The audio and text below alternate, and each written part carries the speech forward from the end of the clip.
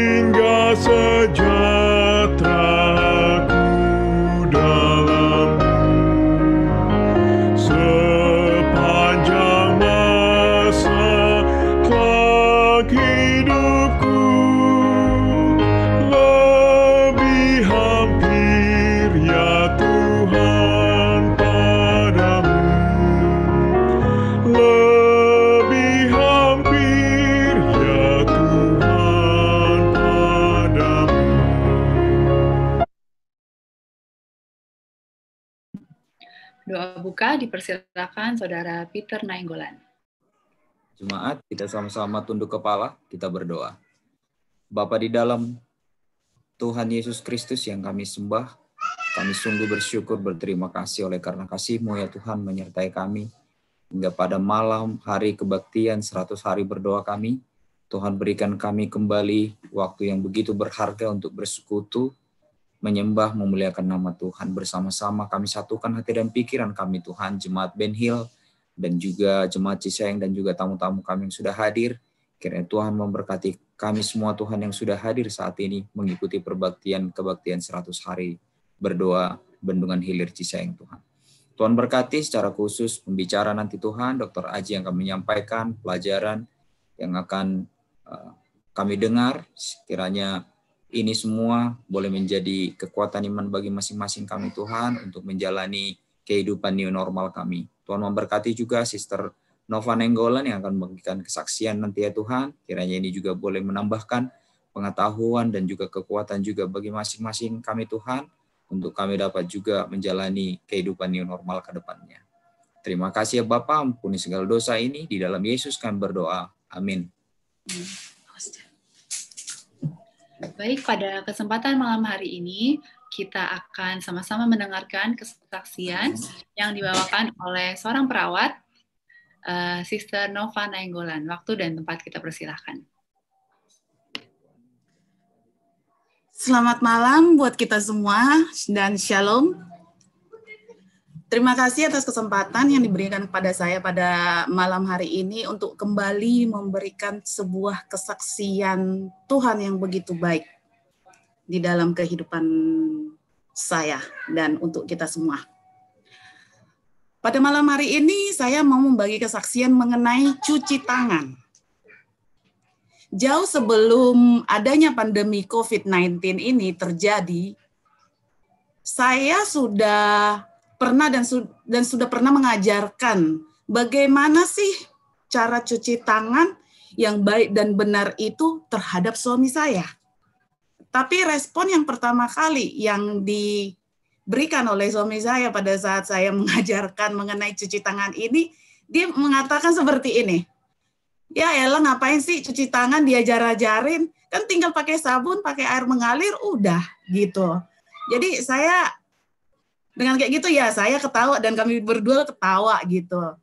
Tapi saya menjelaskan sama suami saya kalau ini adalah sangat-sangat penting dan ini adalah dasar dari semua kesehatan yang kita penuhi untuk memenuhi kebutuhan tubuh kita gitu. Jadi pada saat saya kuliah juga dulu di keperawatan, yang pertama kali yang diajarkan dasar dari semuanya itu adalah cuci tangan. Gitu ya. Jadi sebelum melakukan segala sesuatu dan sesudah melakukan segala sesuatu, yang dilakukan adalah cuci tangan. Karena melalui tangan ini kita bisa mendapat berkat, baik itu kesembuhan ataupun juga bisa malah mendapatkan malapetaka buat kita. Gitu ya. Jadi tanpa kita sadari, di Indonesia ini 98% penyebab infeksi di Indonesia semakin meningkat itu disebabkan oleh tangan kita sendiri. Karena tangan kita inilah memegang semuanya, melakukan tindakan apa-apa, melakukan kebutuhan hidup kita sehari-hari. Dan melalui tangan kita ini jugalah kita memenuhi nutrisi kita yang kita masukkan ke dalam tubuh kita melalui mulut. Jadi apakah baik kita bisa menyediakan makanan yang bergizi, buah-buahan, oke, sayur-sayuran, oke, semua bisa tersedia di atas meja kita. Tapi untuk menentukan itu berhasil apa tidak untuk memenuhi nutrisi kita tergantung di tangan kita masing-masing. Tadinya kita bermaksud untuk mendapatkan kesehatan, malah jadi malapetaka, malah jadi diare atau segala macam, jadi infeksi gitu ya. Jadi ini sangat penting, walaupun menurut awam itu ini sesuatu yang sangat gampang dan mudah gitu ya. Seperti yang suamiku respon yang pertama kali, dia tertawa karena saya mengajarkan dia untuk cuci tangan gitu ya. Kemudian seperti tadi pagi saya ke pasar untuk belanja karena dalam masa pandemi ini juga mau tidak mau harus ke pasar untuk memasak, memenuhi kebutuhan. Yang saya lakukan itu memang kalau ke pasar itu selalu yang saya utamakan itu adalah hand sanitizer dan masker. Jadi saya tetap memegang prinsip yang biasa yang saya lakukan di rumah sakit, sebelum dan sesudah itu melakukan cuci tangan. Tapi kan di pasar kan nggak mungkin kita melakukan cuci tangan, jadi hand sanitizer. Yang kita pegang itu sebelum kita membeli, misalnya satu, ke pedagang sayur, sebelumnya kita hand sanitizer. Dan ketika kita sudah membeli sayur cabai dari satu pedagang, kita pakai hand sanitizer. Kemudian kita pergi ke tempat tukang ikan. Begitu juga kita lakukan. sebelum dan sesudahnya kita menyemprotkan hand sanitizer itu. Dan itu cara yang paling singkat ya, karena dengan hand sanitizer ini untuk mencegah penyebaran COVID ini. Dan tanpa disengaja, tadi pagi di samping saya ada ibu dan 2 anak gadisnya juga ikut belanja tadi pagi. Dengan lengkap masker, kacamata, face shield ya, sama sarung tangan. Kemudian saya memperhatikan ibu ini, dia megang sayur, megang cabai, megang semuanya. Kemudian dia ambil uang untuk membayar, kemudian hidungnya gatal, tiba-tiba digaruk, gitu ya. Dalam hati saya, cuman, wah, ini adalah salah satu penyebaran yang mungkin dia pengen menyelamatkan dirinya, tapi ini adalah sebuah tindakan yang bisa merugikan dirinya dan juga orang lain, gitu. Kalau di rumah sakit, kita memakai handskun itu adalah disposable use, yaitu 1 kali saja langsung buang. Jadi 1 hari itu kita bisa menggunakan berbox-box handskun di rumah sakit. Jadi 1 pasien 1 handskun dari 1 tindakan langsung buang. Kemudian ke tempat pasien yang lain kita cuci tangan pakai handskun lagi. Begitulah. Jadi bagaimana dengan si ibu yang tadi, yang di pasar tadi, yang saya temukan tadi, dia memakai handskun itu sepanjang di pasar. Dari satu pedagang ke pedagang lain, dia menyebarkan infeksi-infeksi itu. Jadi itu yang perlu kita pelajari. Jadi cara cuci tangan yang baik dan benar ini ada prosedur dan SOP-nya. Dan ini secara internasional WHO, di mana seluruh dunia di rumah sakit harus mempergunakan ini. Karena banyak ketidakuntungan kita kalau tidak menggunakan dan mengikuti prosedur ini. Banyak kendala. Bagaimana kalau seorang ada yang bocor ya? Oke. Jadi kesadaran masyarakat untuk mencuci tangan ini sangat rendah ya. Jadi kita harus perlu untuk meningkatkan ini. Jadi bagaimana kita untuk menjalani new normal ini? Karena yang kita tahu, apakah new normal ini sebuah tindakan yang harus kita lakukan, sesuatu yang baru gitu ya kan? Tapi menurut saya cuci tangan ini adalah old normal yang akan tetap selalu beriringan kita jalani di dalam new normal ini, gitu ya. Kemudian kan kita akan menghadapin masa-masa kerja kita akan aktif kembali. Jadi kita harus mempunyai strategi, yaitu strategi kita harus bagus seperti di dalam Nehemia pada saat membangun tembok di Israel. Dia mengalami serangan, tapi dia tetap harus membangun tembok itu. Jadi 1 tangan memegang senjata, 1 tangan membangun tembok. Jadi begitu juga dengan kita. Jadi alangkah baiknya ketika kita menghadapi COVID ini, kita harus mempunyai strategi, yaitu social distancing, sama cuci tangan, sama masker ini. Jadi ya mungkin itu aja sih yang bisa saya saksikan untuk pada malam hari ini, kiranya bisa bermanfaat sehingga kita dapat memenuhi sehat jasmani dan rohani di dalam menjalani new normal ini. Terima kasih, Tuhan memberkati.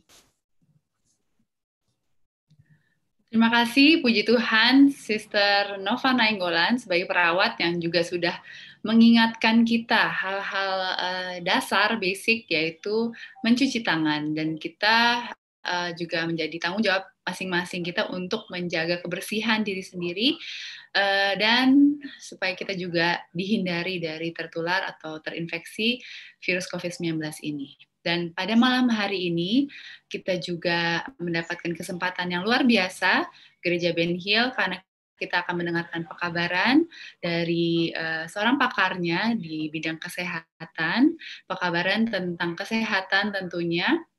Pada malam hari ini yang akan membawakan renungan, izinkan saya untuk memperkenalkan Dr. Aji, walaupun di Gereja Ben Hill juga kami sudah familiar ya dengan Dr. Aji, tetapi izinkan saya untuk memperkenalkan background singkat profil dari Dr. Aji Santoso.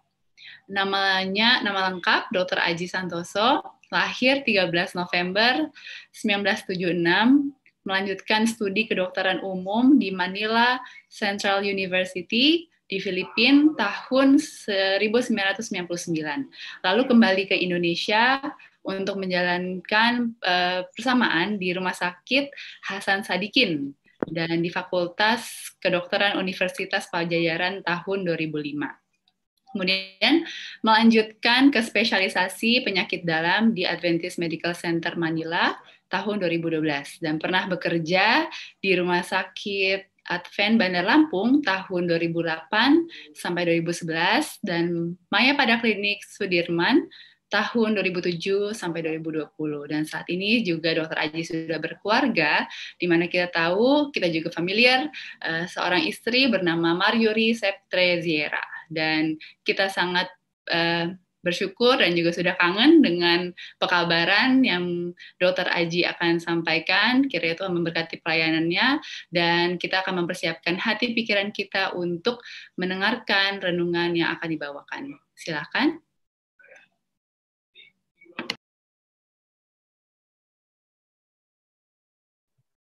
Oke, selamat malam Bapak-Bapak dan Ibu sekalian, serta saudara-saudara sekalian. Senang sekali bertemu dengan Jemaat Ben Hill, sudah lama sekali.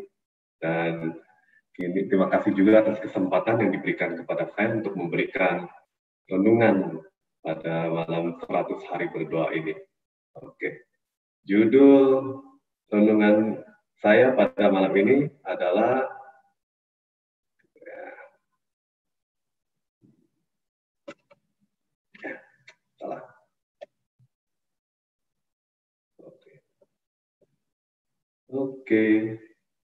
mengatasi stres dan stigma sosial di masa new normal. Ini menarik. Kenapa saya membawakan seorang penyakit dalam, membawakan tentang soal stres dan stigma sosial. Karena pertama-tama kita harus tahu dulu apa definisi stres itu. Kata stres dan kegelisahan itu berbeda walaupun mirip satu sama lain. Stres didefinisikan sebagai respons tubuh terhadap lingkungan luar. Dan dianggap para ahli kesehatan itu adalah fenomena yang subjektif sekali.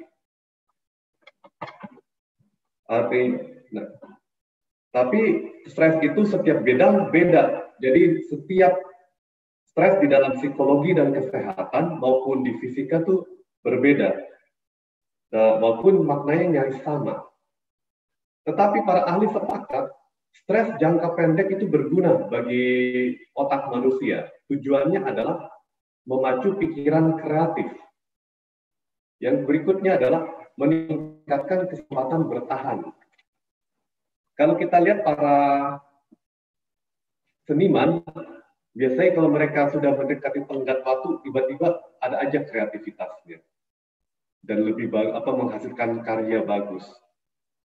Begitu juga kita, bukan? Kalau kita mendekati deadline, tiba-tiba kita punya kreativitas keluar semua. Namun, stres dalam jangka panjang terus-menerus itu negatif, buruk sekali bagi tubuh. Itu akan berujung kepada kegelisahan. Kegelisahan oleh American Psychological Association didefinisikan sebagai reaksi spesifik terhadap stres secara internal. Jadi kalau kita merasakan stres terus-menerus, itu dalam diri kita akan mengakibatkan kegelisahan atau ansietas. Dan kegelisahan itu suka ditandai dengan emosi yang berupa ketegangan dan kekhawatiran. Perbedaan lebih lanjut antara stres dengan kegelisahan. Stres kalau masalahnya bisa diselesaikan, maka stres itu akan menurun sendirinya. Tetapi kegelisahan, meskipun penyebab stres sudah diatasi, kegelisahan bisa berlanjut terus-menerus. Itu sudah dianggap sebagai gangguan mental atau anxiety disorder. Yang menarik dari stres dan kegelisahan itu ada gejala bisa dilihat dalam gejala fisik kita. Baik, jadi stres adalah sulit berkonsentrasi. Kadang-kadang bagi adik-adik yang kuliah atau bersekolah, kalau sudah waktunya kuis atau ujian, kita nggak belajar, tiba-tiba tuh kita suka sulit sekali berkonsentrasi. Bahkan hal-hal sederhana itu tidak bisa diingat. Nah, kemudian diikuti dengan nyeri kepala berkepanjangan. Nah, mungkin kita sering mengalaminya.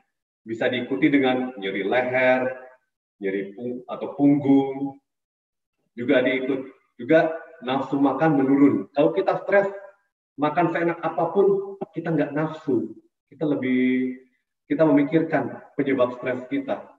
Mood berubah-ubah, kadang kepala terasa ringan, itu bisa bersama dengan nyeri kepala.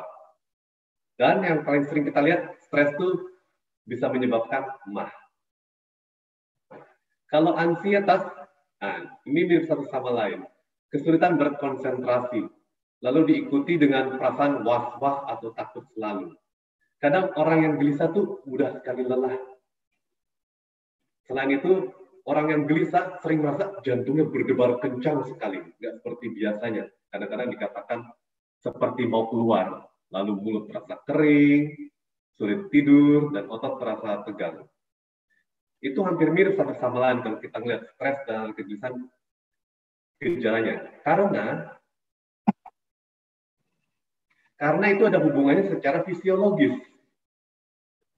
Yang menerima respon stres itu di otak adalah kelenjar bernama hipotalamus. Jadi untuk menghadapi reaksi stres itu, otak akan memerintahkan melalui hipotalamus mengeluarkan hormon ACTH yang akan memberikan signal kepada kelenjar adrenalin di kedua ginjal kita. Di situ kelenjar adrenalin akan memproduksi dua hormon stres yang bernama adrenalin atau epinefrin dan kortisol. Dalam keadaan bahaya, kedua hormon ini bisa membuat kita seakan-akan menjadi Superman. Karena kita lihat fungsinya pada setiap organ. Pada paru-paru, hormon adrenalin dan kortisol akan memacu jalan nafasnya menjadi kebuka sehingga kita bisa dapat menghirup udara sebanyak mungkin. Kemudian pada jantung itu akan meningkatkan denyut jantung menjadi lebih kuat sehingga darah terpompa ke seluruh tubuh. Itu yang akan menyebabkan jantung kita terasa berdebar kencang kalau kita stres atau gelisah. Dan itu akan berujung kepada tensi darah tinggi akibat penyempitan pembuluh darah, lalu detak jantung tambah kuat, artinya daya pompanya tambah kuat sehingga sampai ke tubuh kita. Efek negatifnya adalah bila mana tiba di lambung kita, itu akan memperlambat yang tadinya mencerna tiba-tiba jadi pelan. Kadang-kadang kalau kita stres kan perut rasanya nggak enak, rasa asam, itu karena pekerjaan pencernaan terhenti. Masih mendengar saya? Oke. Dan pada liver, di dalam liver itu adalah penyimpan gula darah kita dalam bentuk glikogen. Dari hormon adrenalin dan kortisol itu liver akan mengeluarkan seluruh persediaan glikogennya untuk dirubah menjadi glukosa, artinya menjadi energi kita. Sehingga kita mempunyai tenaga lebih. Pada saat normal atau menghadapi bahaya, ini berguna bagi kita. Namun kalau ini terus-menerus, itu akan membuat tubuh menjadi kelelahan dan menjadi gampang rusak atau gampang rawan terkena penyakit. Oke. Nah, di sini saya mau menyelipkan soal stigma yang nanti kita akan bahas singkat juga. Stigma itu dari bahasa Greka adalah simbol yang menunjukkan rasa malu atau celah terhadap seseorang kondisi tertentu. Sedangkan stigma sosial adalah ketidaksenangan atau perbedaan diskriminasi terhadap seseorang karena berbanyak hal, misalnya kesehatan, jenjang pendidikan, dan lain-lain. Tetapi yang mau saya angkat sedikit di sini adalah stigma sosial akibat COVID-19 yang lagi merajalela ini.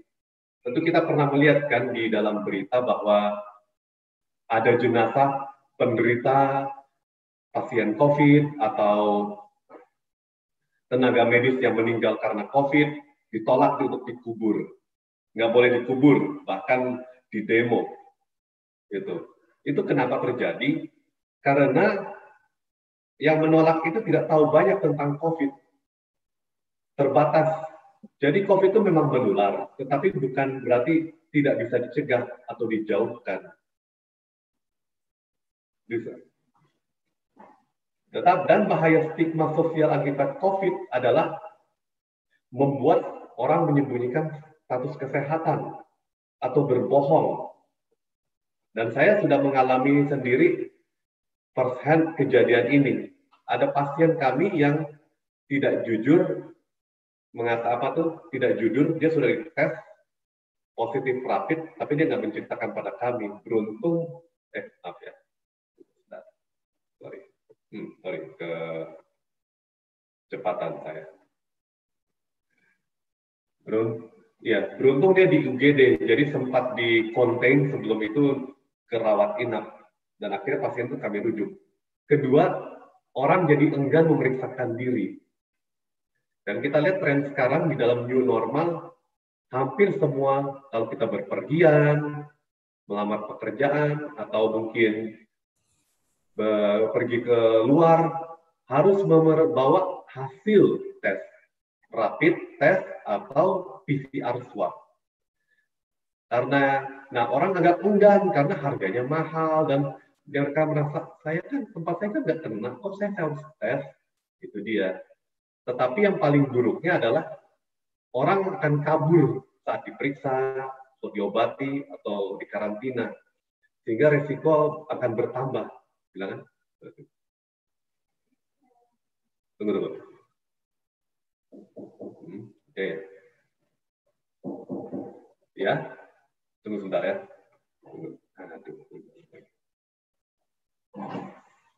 Ya.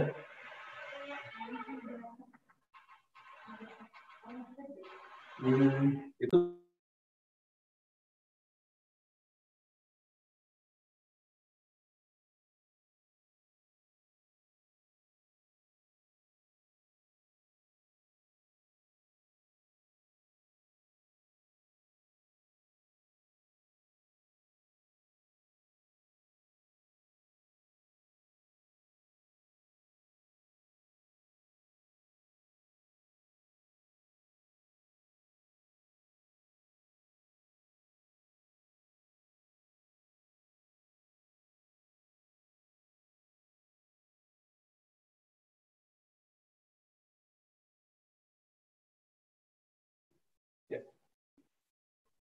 Oke, maaf. Tadi ada pasien.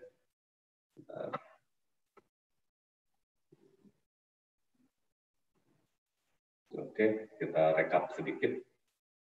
Tadi sampai di itu. Itu bahaya dari stigma sosial akibat COVID. Tetapi yang lebih berat adalah stigma sosial itu akan meningkatkan gejala stres sampai ke level yang tidak bisa ditangani, sehingga dapat membahayakan kesehatan mental. Ini kita tadi sudah bahas tadi, gejala fisik, stres, dan kegelisahan. Nah, tidak hanya itu, gejala stres itu akan berdampak pada setiap aspek kehidupan orang yang menderita.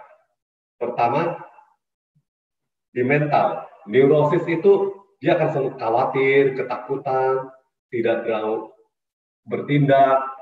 Bila itu kemudian akan turun ke depresi, yang kita akan bahas sebentar lagi. Akhirnya itu akan bisa berakibat ke trauma mental. Dan kadang-kala untuk mematikan stres itu, menghilangkan kegelisahan, orang akan beralih ke kecanduan. Dampaknya pada sosial adalah gangguan pada hubungan, terutama keluarga, sahabat, dan lingkungan kita. Karena biasanya orang stres itu akan cenderung menjauhi atau tidak mau menceritakan. Nanti dampaknya ke fisik adalah penyakit yang tidak menular, misalnya hipertensi atau darah tinggi, penyakit jantung koroner, dan kadang-kadang ke penyakit pencernaan. Ini dia dampak lebih detail lagi. Stres itu menghalangi pertumbuhan pribadi individu, juga merusak hubungan antar sesama. Kemungkinan hidup orang ditemukan oleh para dokter dan ahli kesehatan bahwa orang stres memiliki kemungkinan hidup menurun 4 kali lipat dan juga menurunkan kesehatan jasmani. Orang yang emosional itu menurut penelitian mempunyai resiko penyakit jantung koroner 4 kali lipat. Sedangkan para ahli sosial dan psikolog menemukan bahwa hubungan yang tidak bahagia menurunkan 35% peluang hidup sehat. Oke, ini depresi akibat langsung dari stres dan kegelisahan yang berkepanjangan. Kita coba bahas sedikit. Ini adalah gangguan mental paling umum. Stresor atau penyebabnya bisa penyakit kronis, riwayat keluarga atau turunan, trauma semasa kecil atau remaja, riwayat kecanduan juga, dan riwayat pemakaian obat penenang atau depresi. Gejala depresi biasanya ditandai orang yang muram, moodnya selalu sedih, tidak punya minat pada kegiatan sehari-hari, jadi nggak mau bergabung dengan kegiatan sosial, lebih menjauhkan diri, kadang-kadang diikuti dengan penurunan berat badan bersama nafsu makan turun. Dan orang depresi itu yang benar-benar itu mengalami gangguan tidur, mudah uring-uringan, jadi dibangunkan, dia itu gampang marah. Lalu karena hilangnya minat, dia merasa dia nggak punya tenaga untuk menjalankan apapun. Dan akan berujung merasa rendah diri, tidak mampu konsentrasi. Nah, kalau diterakumi pasien depresi, orang depresi sudah berpikir ini, kita harus hati-hati. Kadang mereka udah saking down-nya, sudah berpikir, seandainya aku nggak ada, seandainya aku meninggal, gitu dia. Itu masuk dalam tanda bahaya. Jadi itu tanda bahaya bisa adanya niat atau rencana untuk bunuh diri yang diungkapkan. Bisa aja coba bercanda atau lepas, tapi harus diperhatikan.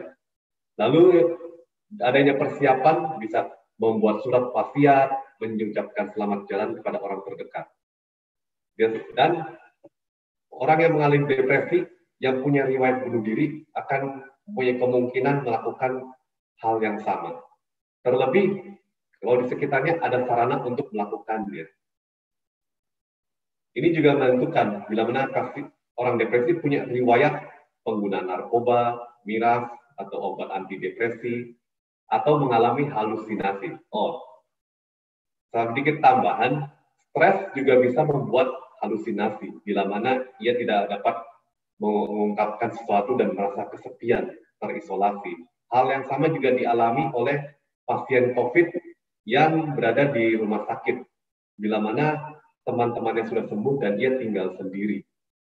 Karena saya mendengarkan dari seorang dokter pada pertemuan di dinas kesehatan, pasiennya sudah mulai merasa saya tidak sendirian ya, padahal saat itu hanya dia sendiri. Atau ada trauma yang terjadi, nah hidup sendirian atau terisolasi dan terlihat gelisah atau riwayat sering berkonsultasi ke rumah sakit jiwa. Ini cuma faktor resiko. Tetapi hal itu sudah dikatakan di dalam firman Tuhan. Jadi Tuhan sudah mengetahui masalah. Kalau kita bisa baca itu di dalam Matius 6 ayat 25 sampai 34. Bahkan Roh Nubuat juga mengungkapkan kekuatan moral dan mental bergantung pada kesehatan jasmani. Jadi kesehatan fisik kita juga mendukung kesehatan moral, kesehatan mental kita. Ini dia. Di dalam Testimonies of the Church to the Church, volume 5, halaman 44, mengatakan penyakit jiwa berada di mana-mana. 90% penyakit yang diderita manusia berasal dari jiwa. Dan di dalam Hidup yang Terbaik, halaman 225, paragraf 1, berkata, sangat erat hubungan antara pikiran dan tubuh. Bila satu terpengaruh, maka yang lain ikut merasakan.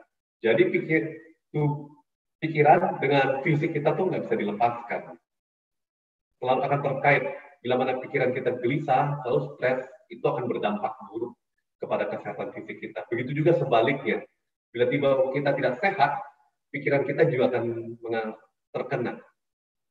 Dan pada halaman yang sama, paragraf 3, banyak penyakit-penyakit yang diderita manusia adalah akibat depresi mental, kesedihan, kegelisahan, rasa tidak puas, penyesalan yang dalam, rasa bersalah, ketidakpercayaan, semua cenderung merusak daya hidup dan mengundang kematian dan kerusakan.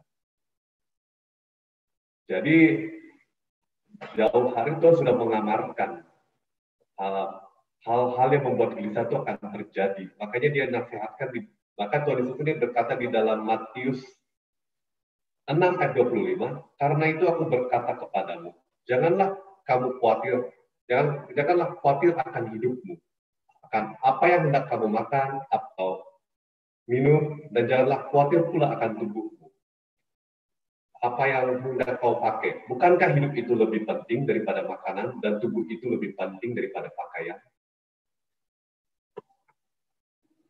Oke. Di sini ada hal yang saya ingin bahas.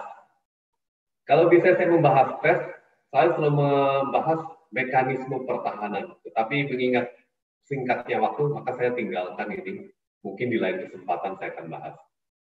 Saya akan membahas lebih ke coping stress.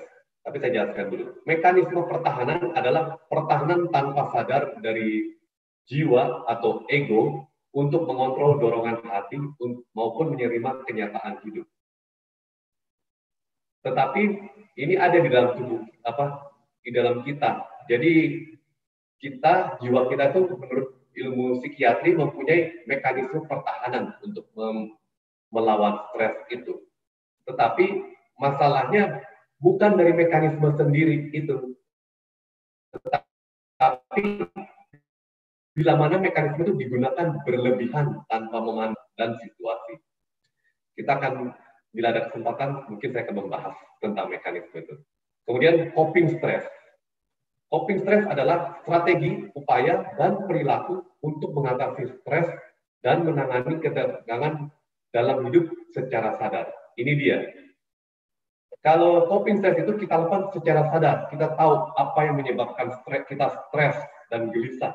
Kita melakukan upaya agar kita mengurangi ketegangan tersebut. Sedangkan kalau mekanisme pertahanan adalah secara otomatis tanpa kita sadari. Itu perbedaannya. Oke, coping stress yang saya akan bagikan di sini atau cara menangani stres kita bagi, dan saya sambungkan dengan ayat Alkitab yang akan membantu sekali. Pertama adalah mengakui bahwa kita tidak berdaya menangani masalah kita, dan kita bertanggung jawab atas masalah kita itu sendiri. Karena orang menyalahkan ini salah dia, bukan, ini salah saya. Yang kita harus lakukan pertama, kita akui, saya punya masalah, saya tidak sanggup. Dan saya punya tanggung jawab, saya harus melakukan sesuatu. Nah, itu tertanam di dalam Yohanes 15 ayat 4. Yang kedua, buka hati kita kepada Tuhan. Jadi kita buka kepada Tuhan, berbicara melalui doa. Tuhan, saya minta bantuan-Mu, tuntunan-Mu. Bagaimana saya mengatasi stres ini? Karena saya tidak berdaya, saya sudah menyerah. Kita bisa baca dalam Yesaya 1 ayat 18, juga di dalam Yesaya 43 ayat 25. Ayat ketiga, maafkan diri kita dan orang yang bersalah kepada kita. Stres kadang-kadang disebabkan oleh masalah dalam hubungan kita. Mungkin kita berbuat salah atau orang itu berbuat salah, tetapi kalau kita membuka hati, kita harus maafkan diri kita dulu. Jangan menyalahkan diri kita. Kita maafkan, ya saya itu salah, tapi saya memaafkan diri saya. Karena saya tidak akan ingin mengulangi lagi. Kalau orang itu bersalah, kita juga maafkan.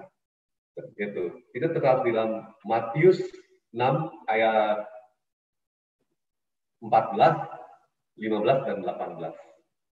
Sesudah kita melakukan membuka hati kita dan memaafkan diri kita ataupun orang yang bersalah kepada kita, kita berdoa serahkan segalanya kepada Tuhan. Karena hanya Dia yang punya jawaban. Tertulis dalam Matius 6 ayat 25 sampai 34 kayak tadi. Setelah kita berdoa, menyerahkan diri kepada Tuhan, maafkan diri kita juga cari dukungan dari teman dan keluarga yang terdekat. Kalau misalnya tidak memungkinkan, kita bisa konseling dengan pihak terpercaya, misalnya pendeta atau psikiater yang kita anggap punya masalah. Pokoknya pihak ketiga yang tidak memihak siapapun dan keluarga. Itu kita mencari dukungan itu terus dalam Galatia 6 ayat 2. Keenam, ambil waktu istirahat, time out. Sebagai umat Tuhan, kita beruntung kita mempunyai waktu istirahat sendiri, ya yang sudah Tuhan ciptakan khusus, yaitu hari Sabat. Walaupun kadang-kadang kita masih selalu sibuk dalam pikiran kita, bahkan hari Sabat sekalipun. Kita tapi bisa membuat hari lain untuk istirahat, take time out kita. Misalnya pada pagi hari kita membaca Alkitab, berdoa.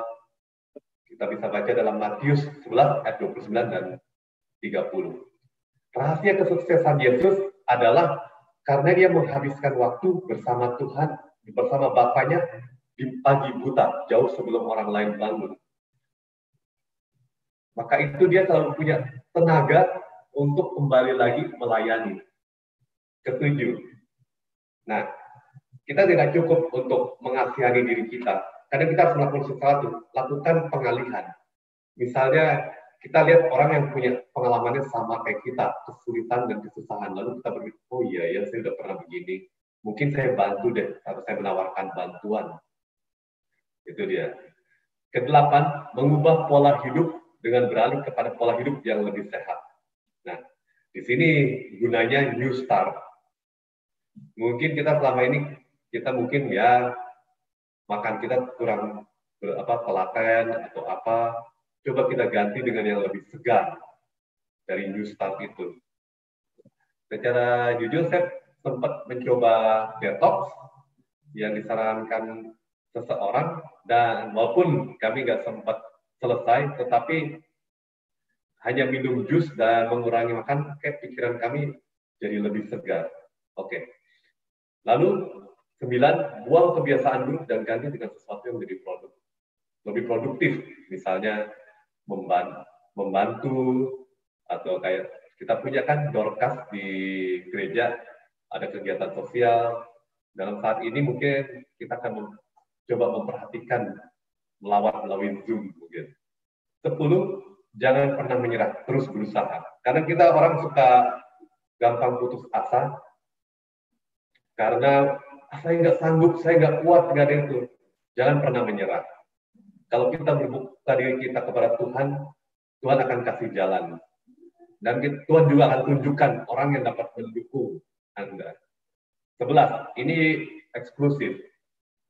Bila mana itu serius, seperti terjadi kekerasan atau bunuh diri, kita harus mencari bantuan profesional. Jangan menunda atau menunggu, karena itu bisa berarti terlambat. Ini khusus, nggak selalu. Oke. Ini sih cuma untuk kita aja tentang mencegah stigma sosial akibat COVID-19. Jadi untuk sementara kita hindari memberi label kepada orang, kelompok atau daerah tertentu sebagai penyebab atau penyebar COVID. Ya, kita tahu ada yang namanya zona merah. Udah, sedikit. Iya, oke. Tunggu 10 menit lagi. Oke. Ya, itu. Tetapi nggak semua orang yang di dalam zona merah itu bisa jadi terkena. Ada juga yang mungkin belum. Cuma yang penting adalah kita harus berhati-hati. Kedua, memberikan dukungan kepada pasien COVID dan atau tenaga medis yang merawat mereka. Ya, kita memberi dukungan dengan memberikan semangat saja, kata-kata penyemangat atau apa. Kalau mungkin kalau yang beberapa orang mendonasikan, tapi kalau bagi kita kata-kata penyemangat sudah cukup.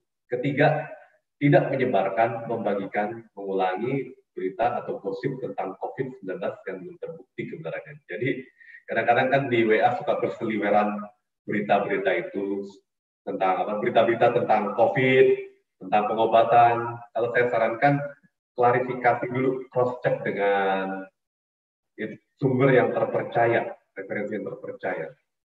Daripada kita menyebarkan berita atau gosip yang tidak benar, lebih baik kita menyebarkan berita tentang kesembuhan pasien COVID, lalu cara melindungi diri dari penyebaran, atau cara memproteksi diri, itu saja. Dan yang terakhir itu tadi di 3. Jadi kita belajar tentang COVID, mengetahui tentang benar bagaimana cara menghindarinya. Oke. Sampai di sini renungan saya, semoga dapat berguna bagi saudara-saudara. Ini tidak hanya berguna di masa new normal saja, tetapi di situasi manapun untuk mengendalikan stres. 10 hal tadi. Jadi saya tutup dengan Yohanes 10 ayat 10. Dikatakan, aku datang supaya mereka mempunyai hidup dan mempunyai segala kelimpahan. Jadi Yesus datang dan merindu kita mempunyai hidup dalam segala kelimpahan. Ya, terbebas dari stres, kegelisahan maupun COVID. Terima kasih. Baik, terima kasih puji Tuhan atas firman dan juga pekabaran tentang kesehatan yang begitu baik dibawakan oleh Dr. Aji Santoso. Terima kasih waktunya. Di tengah kesibukan masih mau meluangkan waktu untuk melayani kita, melayani Tuhan di Jemaat Bendungan Hilir. Terima kasih Dr. Aji. Dan kita terberkati dengan pekabaran yang disampaikan tentang stres, supaya umat-umat Tuhan tetap berserah kepada Tuhan. Jangan sampai kita terlena, menjadi sedih dengan keadaan sekarang ini dan menjadi stres, karena tenang saja kita punya Tuhan yang selalu melindungi kita. Dan juga pelajaran yang begitu baik, supaya kita bisa jalani di kehidupan kita masing-masing. Berikutnya, kita akan masuk ke sesi atau ke acara doa syafaat, yang akan dipimpin oleh Bapak Ketua, Saudara Febri Pardosi. Saya akan membagikan atau men-share screen pokok-pokok doa yang perlu didoakan pada saat ini. Jika saudara-saudara ada yang mau menambahkan pokok doa, ada yang rindu untuk didoakan, boleh mengusulkan pokok doanya di chat, di kolom chat. Nanti kita akan tambahkan.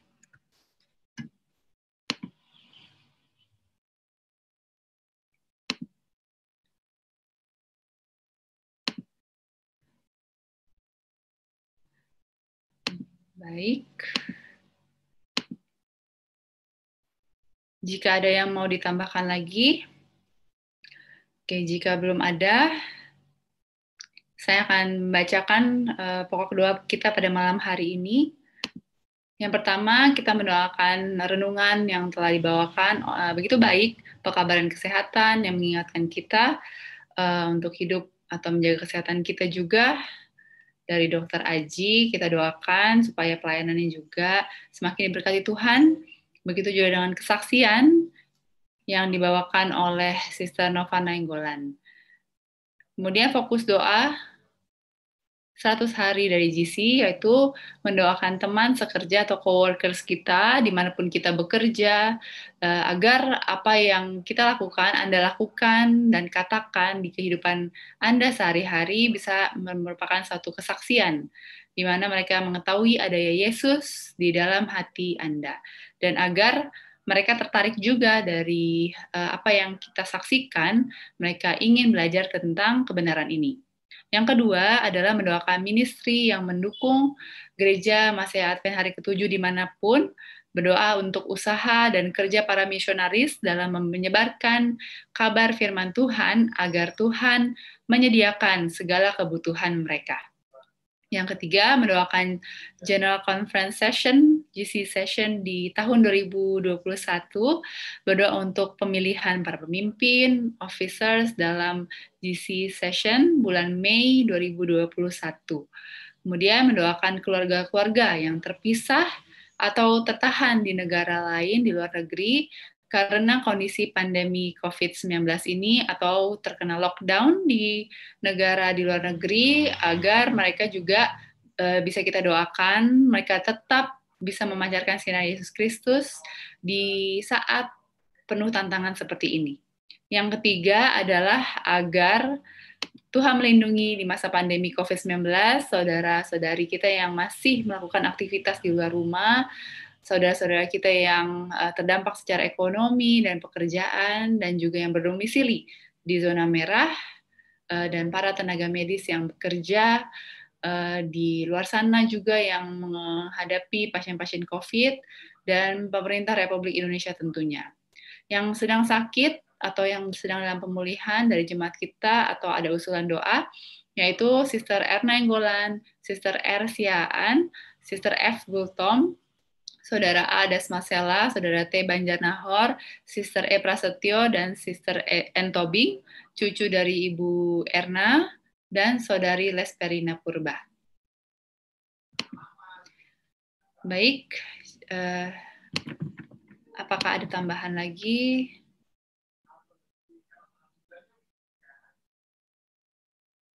Oke. Boleh didoakan juga, ada usulan dari chat.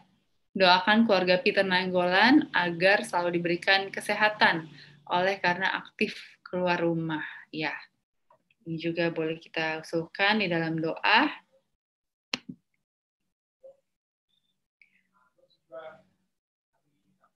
Oh, baik, ada masukan lagi. Ibu Gultom di Ciseeng. Pasca kecelakaan ya, setelah yang mengalami kecelakaan.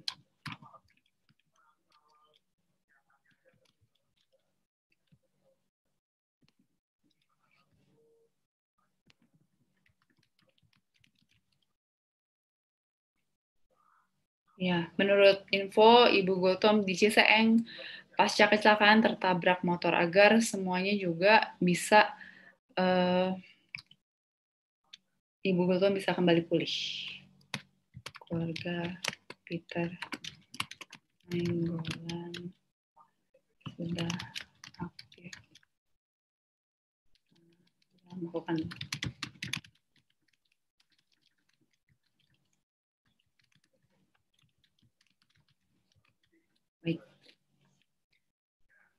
Baik, saya rasa itu saja pokok doa pada malam hari ini. Saya akan tampilkan di layar sekali lagi, dan kita akan mengambil sikap berdoa kita di rumah kita masing-masing.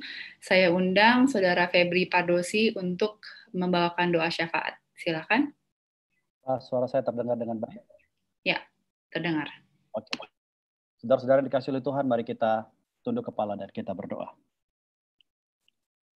Bapa kami yang bertahta di dalam kerajaan sorga, dimuliakanlah nama-Mu oleh karena besar kasih setia dan penyertaan Tuhan yang melingkupi kehidupan kami umat-umat-Mu yang hadir pada malam hari ini lewat aplikasi Zoom dan YouTube. Terpujilah Engkau ya Tuhan sebagai sumber kehidupan dan jalan keselamatan bagi kami umat yang berdosa ini. Siapakah kami Tuhan sehingga Engkau melayakkan kami untuk menerima berkat dan nafas kehidupan hingga pada saat ini.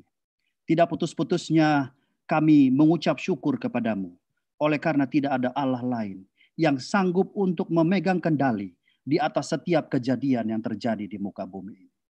Pada malam hari ini Bapa, di dalam program 100 hari berdoa, kami berterima kasih Oleh karena tuntunan dan pemeliharaan Tuhan yang berlaku kepada seluruh anggota jemaat Bendungan Hilir, beserta dengan tamu yang hadir lewat aplikasi Zoom dan YouTube.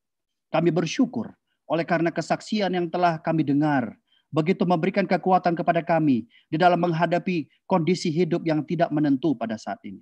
Tapi kami yakin dan percaya, kami memiliki Tuhan yang akan selalu memegang tangan kami dan akan melindungi kami dari pandemi COVID-19. Memberkati Sister Nova Nenggolan di dalam kehidupan dan pelayanannya.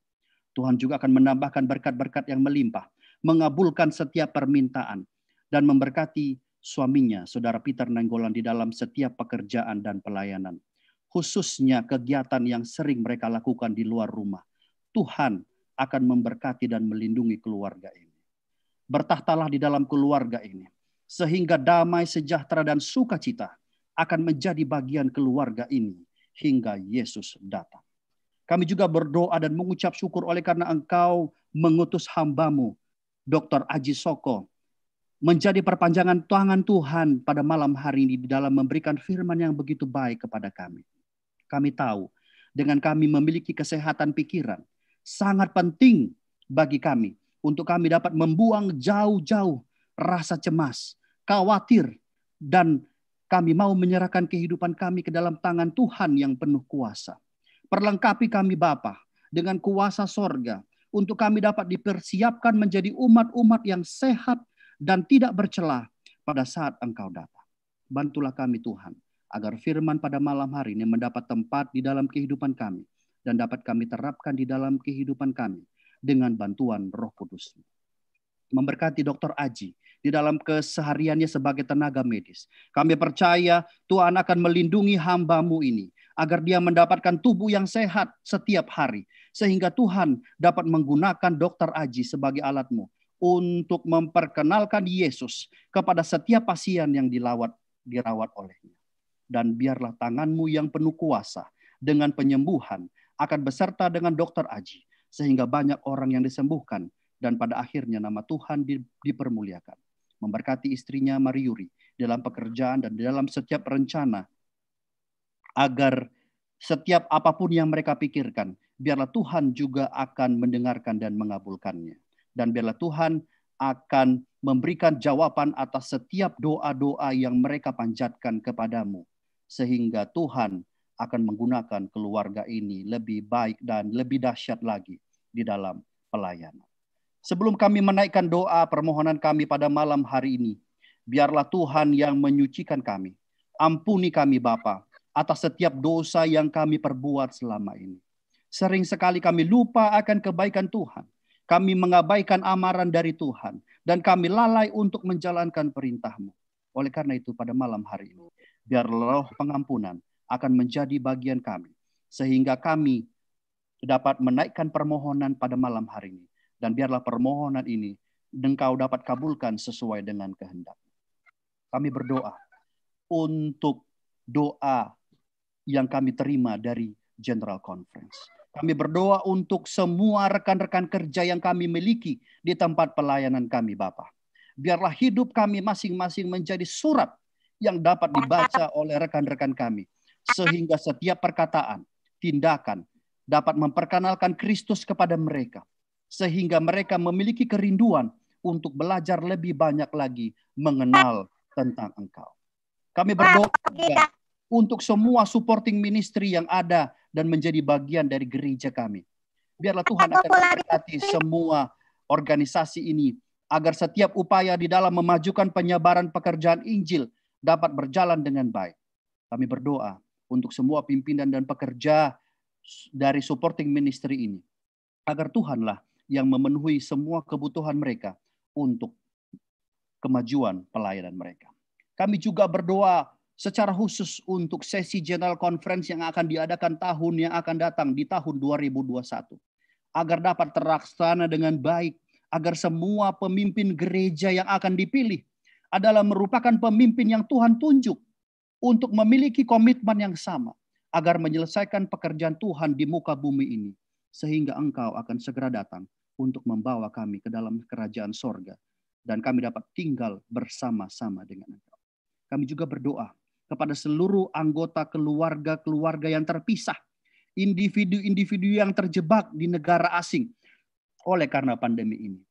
Biarlah Tuhan akan memberkati mereka, agar mereka juga dapat menggunakan waktu yang Engkau berikan, agar mereka juga dapat Engkau gunakan menjadi terang bagi Kristus dimanapun mereka berada.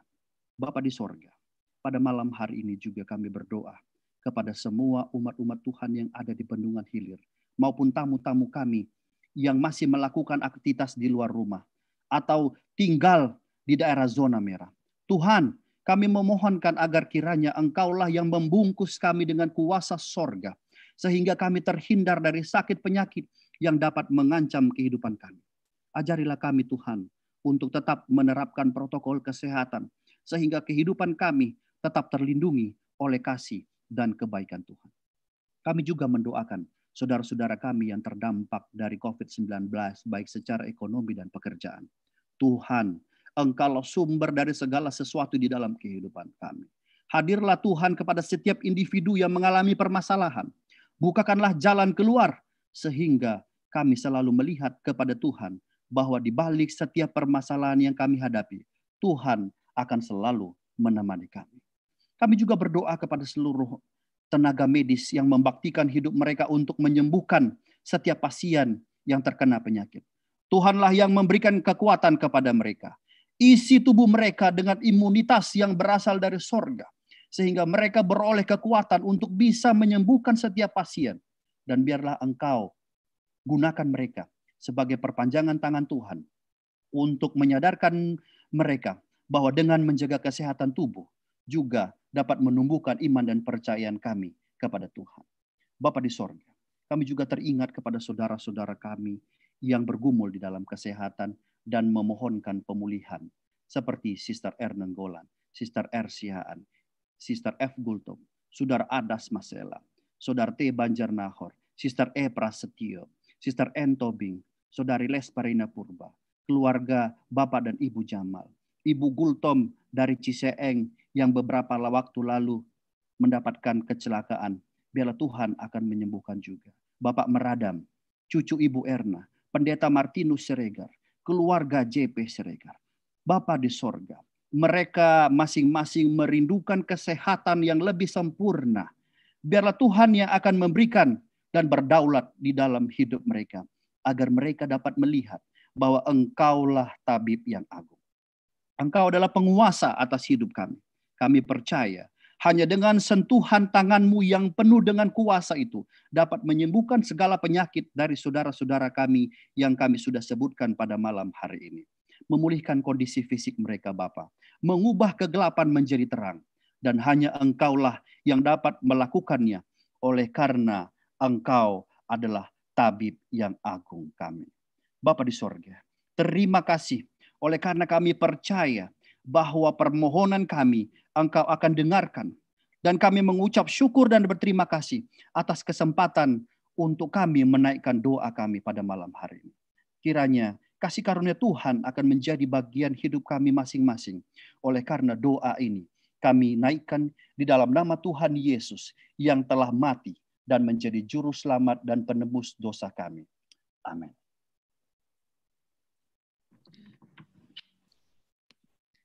Baik, selanjutnya kita akan menutup perbaktian kita dengan menyanyikan lagu Sion nomor 467, Janganlah Lewatkan Aku.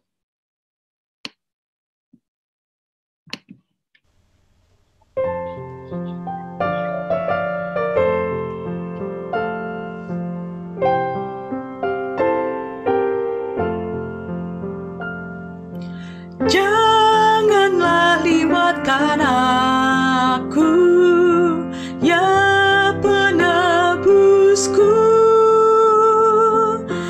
Dengarkanlah seru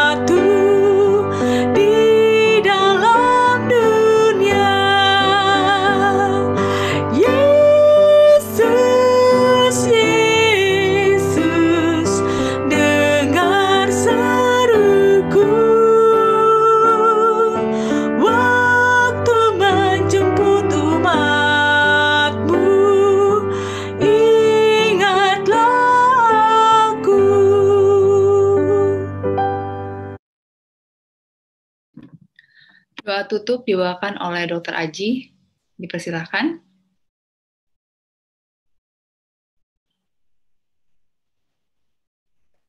Ya, mari kita bersatu dalam doa. Tuhan, Bapa kami yang bertahta dalam kerajaan surga, kami mengucapkan syukur dan terima kasih atas kesempatan yang Kau berikan kepada kami semua untuk dalam 100 hari berdoa, dan kami juga berterima kasih atas kesempatan yang diberikan untuk melayani jemaat Pentil. Tuhan, biarlah kiranya kami bersandar pada Engkau Tuhan atas kasih karunia-Mu, sehingga kami dapat terhindar dari stres Tuhan yang membuat kami kegelisahan dan akan menghilangkan daya hidup kami serta memperlemahkan tubuh kami. Dan biarlah juga kami serahkan segala keamanan kami di masa new normal ini Tuhan. Meskipun wabah COVID masih melanda dan masih tinggi, tetapi kami percaya bahwa Engkau melindungi kami selama kami memperhatikan firman-Mu dan amaran yang Engkau. Tuhan, biarlah Engkau memberkati kami semua Tuhan, dan keluarga-keluarga yang berada di sini. Juga kami berdoa untuk mereka yang menderita sakit. Kiranya juga kami percaya bahwa tangan penyembuhan bersama mereka dan Engkau menyertai mereka Tuhan. Ya Tuhan, biarlah kami beristirahat di malam hari ini dengan berkat-berkat-Mu yang telah kami dengarkan dari 100 hari berdoa ini. Biarlah semua ini kami persembahkan di dalam nama Bapa dan Anak Yesus Kristus. Amin. Oke. Baik, kita sudah berada di penghujung acara 100 hari berdoa pada malam hari ini, dan sebelum kita menutup perbaktian kita akan mendengarkan sambutan yang akan dibawakan oleh Bapak RM Naibaho. Dipersilahkan. Baiklah, selamat malam bagi kita semua. Dengarkan? Ya, sudah. Baik. Khususnya kepada Saudara Dr. Aji Santoso, kami menyampaikan terima kasih atas nama Jemaat Bendungan Hilir.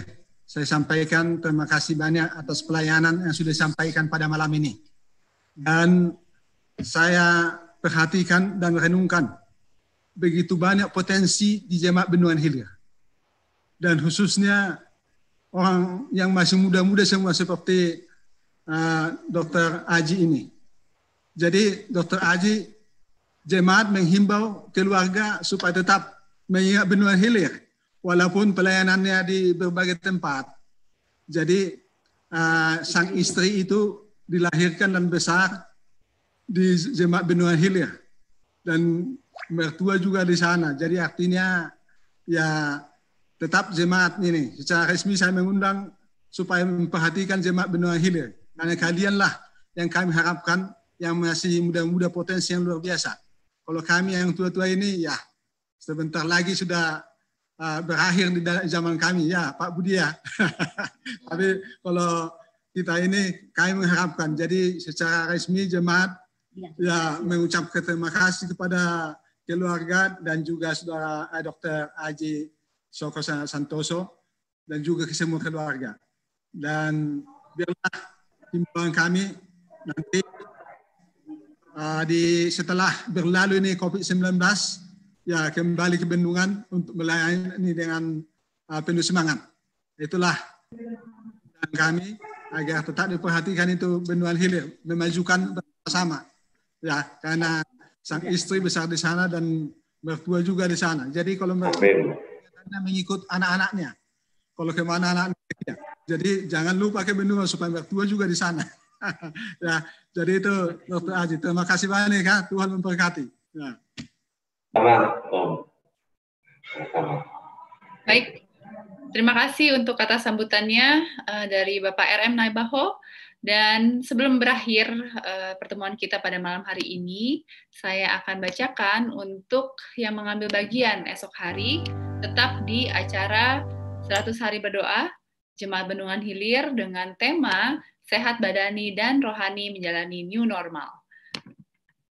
Untuk acara besok, Rabu 1 Juli 2020, pemimpin oleh Dr. Gigi Michael Sitomorang, doa buka oleh Dr. Bona Pardede, kesaksian oleh Dr. Endang Ratnaningsi, Renungan dan doa tutup dibawakan oleh Dr. Elmore Simanjuntak, spesialis anestesi, doa syafaat oleh Saudara RM Pardede, dan kata sambutan dari Dr. Endang Ratnaningsih.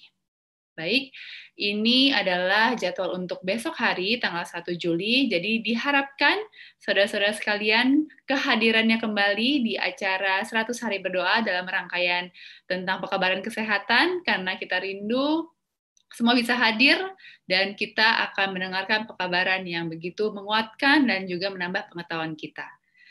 Dari sini kita ucapkan terima kasih, kiranya Tuhan memberkati kita semua dan sehat-sehat selalu.